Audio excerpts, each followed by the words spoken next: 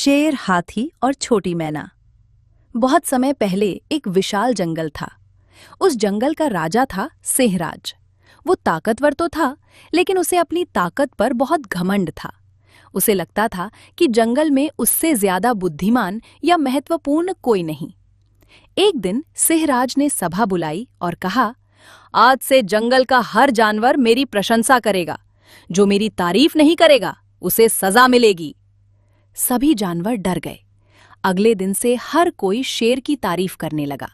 कोई उसे सबसे बहादुर कहता, कोई सबसे बुद्धिमान। ये सुनकर शेर और घमंडी होता गया। जंगल में एक बूढ़ा हाथी रहता था जिसका नाम गजराज था। वो बहुत समझदार था। उसने शेर से कहा, महाराज, सच्चा राजा वो नहीं होता जिसकी सब तारीफ करे, बल्कि वो होता है जिसकी सब इज्जत करे। शेर को ये बात पसंद नहीं आई। उसने गुस्से में कहा, तुम मुझे सीख दोगे? अब से तुम सभा में नहीं आओगे। गजराज चुपचाप वहां से चला गया। कुछ दिनों बाद जंगल में भयंकर गर्मी पड़ने लगी। नदियां सूखने लगी और तालाबों का पानी भी कम हो गया। जानवर प्यास से परेशान होने लगे।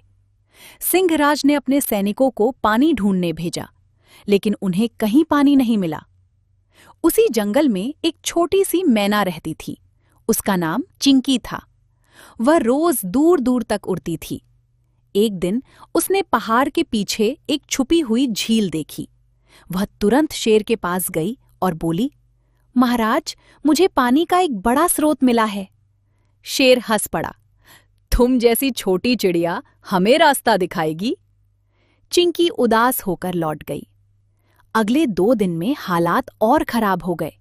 जानवरों के बच्चे प्यास से कमजोर पड़ने लगे। तब गजराज हाथी आगे आया। उसने कहा, महाराज, कभी कभी बड़ी समस्याओं का समाधान छोटे लोग भी बताते हैं। हमें मैना की बात सुननी चाहिए। इस बार शेर मजबूर था। उसने चिंकी को बुलाया। चिंकी सभी जानवरों को लेकर पहाड़ के पीछे पहुंची। वहां सचमुच एक सुंदर झील थी जिसमें भरपूर पानी था। सभी जानवर खुशी से झूम उठे। उनकी जान बच गई। शेर को अपनी गलती का एहसास हुआ। उसने सबके सामने कहा, मैंने केवल ताकत को महत्व दिया और दूसरों की बात को अनदेखा किया। आज इस छोटी मैना ने पूरे जंगल को बचा लिया।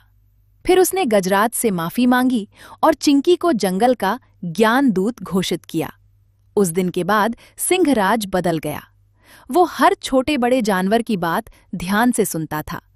जंगल में फिर से सुख और शांति लौट आई।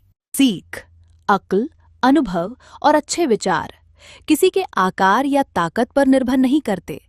कभी-कभी सबसे छोटी आवाज सबसे बड़ा समाधान लेकर आती है।